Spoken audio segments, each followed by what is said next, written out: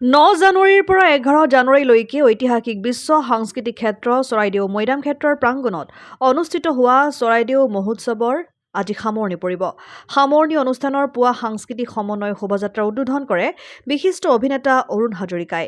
এই বাৰেৰহণীয়া সাংস্কৃতিক সমন্বয় শোভাযাত্ৰাত ৰাজ্যখনৰ বিভিন্ন প্ৰান্তৰ জাতি জনগোষ্ঠীৰ দলে অংশগ্ৰহণ কৰে।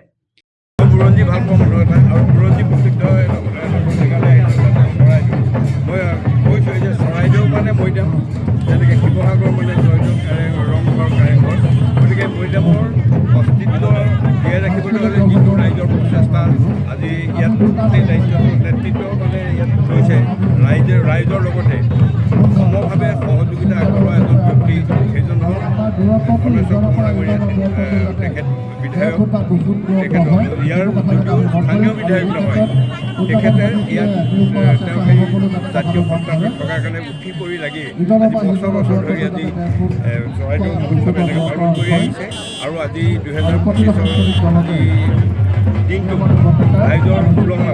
আৰু দ্বিতীয় কথা হ'ল কি যে এই মহোৎসৱটোলৈ অসম, ভাৰত তথা অন্য দেশৰ পৰাও মানে বিশালভাৱে সাংস্কৃতিক ক্ষেত্ৰখনৰ লগত জড়িত, যেনেকৈ শ্ৰীলংকাৰ পৰা আহিছে, ভাৰতৰ উৰিষ্যাৰ পৰা আহিছে, বিভিন্ন সাংস্কৃতিক দলবিলাকক ভ্ৰমণ কৰাৰ কাৰণে মই নিজেই আমন্ত্ৰিত হৈছোঁ। আৰু তেখেতসকলৰ ৰক্ষা কৰিবলৈ চেষ্টা কৰিছে যে আমি গোটেই বস্তুটো মানে আন্তৰ্জাতিকভাৱে চৰাইদেউ মৈদামটো যাতে সকলো জ্ঞাত হওক, হেৰিটেজ চৰাইদেউ হিচাপে বা মৈদাম হিচাপে ইয়াত প্ৰতিষ্ঠা হওক আৰু পৃথিৱীয়ে জানক যে চৰাইদেউ ইয়াত সেই পূৰ্বপুৰুষসকলৰ ৰজা মহাৰজাৰ যি অস্তিত্ব ইয়াত এতিয়াও জীৱিত হৈ আছে আৰু আমি জীৱিত বুলি ভাবোঁ আৰু তাক আমি পূজা কৰোঁ, সন্মান কৰোঁ, শ্ৰদ্ধা কৰোঁ। গতিকে আজি মন্দিৰ শোভাযাত্ৰাটো তাৰ উপলক্ষেই অনুমোদন কৰিবলৈ পাই মই নিজে বৰ সুখী আৰু আনন্দিত হৈছোঁ।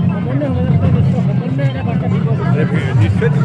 সমন্বয় শোভাযাত্ৰাটো হৈছে ইয়াত মৰাণৰ পৰা আৰম্ভ কৰি ডিব্ৰুগড়, তিনিচুকীয়া, টেঙাখাটৰ পৰা আৰম্ভ কৰি সমগ্ৰ কেইবাখনো জিলাৰ পৰা ইয়াত আহি পেলাই এই সমন্বয় শোভাযাত্ৰাটো নাগালেণ্ডৰ পৰা আহিছে, মণিপুৰৰ আহিছে। গতিকে সাংস্কৃতিক সমন্বয়ৰ ক্ষেত্ৰখন যাতে সফল হওক, আমি অসমীয়া, গতিকে নহওঁ দুখীয়া, গতিকে সেইটো প্ৰমাণ কৰিবলৈকে আজি আয়োজন কৰা হৈছে আৰু তাত অংশগ্ৰহণ কৰিবলৈ পাই নিজে বৰ মথুৰাপুৰৰ পৰা ইছলাম আহমেদৰ ৰিপৰ্ট, অসম আদিত্য।